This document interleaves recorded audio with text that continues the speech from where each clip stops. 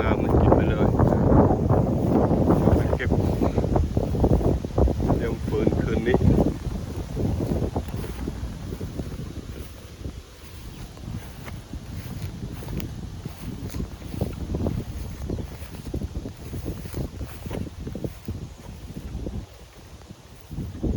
นี่ไม่ผิดตัวใช่ไหมเนี่ย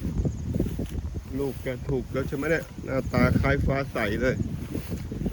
ฮะถูกตัวใช่ไหมเนี่ยไม่ผิดฝานะอันนี้อายุเท่าไหร่นะชานมไข่มุกเนี่ยฮะอายุเท่าไหร่เราอะฮะเขายาวเลยเนี่ยทำไงจะหาอะไรกินหญ้าไปจะไปไหนเมตตาคุณังวรหังเมตตานะลูกนะโอเค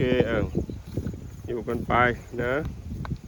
มีให้หญ้ากินให้เยอะนะเดี๋ยวคืนนี้ให้นอนดีๆจะล่ามไอ้ต่ำๆไว้ไม่งั้นจะโดนปิดแน่โอเคเดี๋ยวยื้อก้อนนี้ก่อน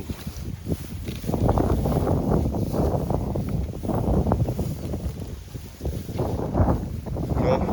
เลือก2ตัวเมียทั้งคู่นะของจาก้านี่ควายจาก้านะ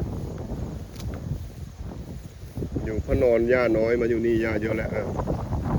อันนู้นเลือก3ดำ2นะหมอเอก1ตัวนะแล้วฝั่งนี้ของยำนะ